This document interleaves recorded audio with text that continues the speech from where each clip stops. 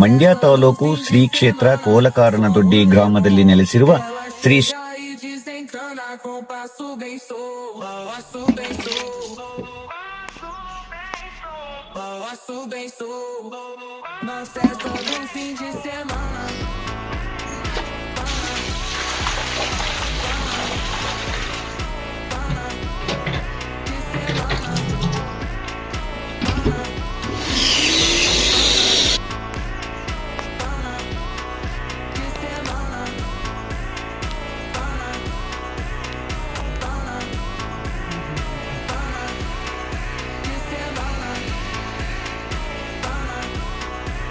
ಮಂಡ್ಯ ತಾಲೂಕು ಶ್ರೀ ಕ್ಷೇತ್ರ ಕೋಲಕಾರನದೊಡ್ಡಿ ಗ್ರಾಮದಲ್ಲಿ ನೆಲೆಸಿರುವ